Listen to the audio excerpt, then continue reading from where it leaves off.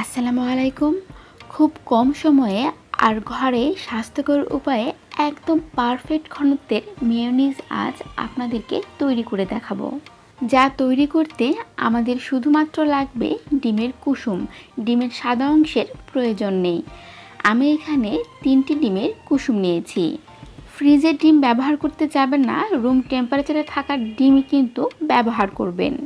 এতে করে মেয়োনিজের যে থিকনেসটা আছে সেটা একদম পারফেক্ট আসে।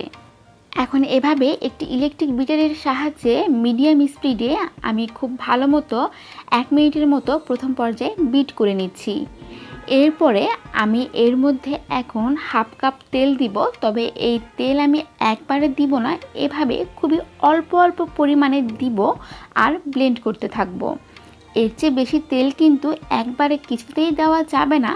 যদি একবারে বেশি তেল দিয়ে ফেলেন তাহলে কিন্তু এটা ফেটে যাবে।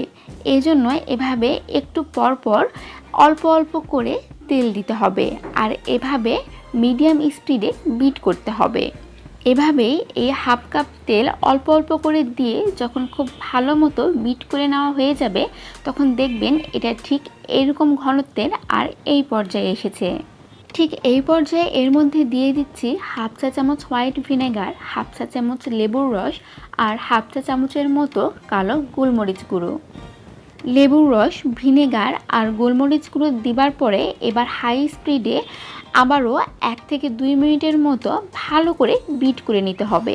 এভাবেই বিট করে নেওয়া হয়ে গেলে দেখবেন এটা একদম পারফেক্টভাবে তৈরি হয়ে গেছে।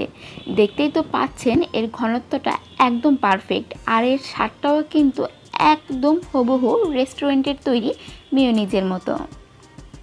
আশা করছি রেসিপিটি আপনাদের ভালো লেগেছে। ধন্যবাদ।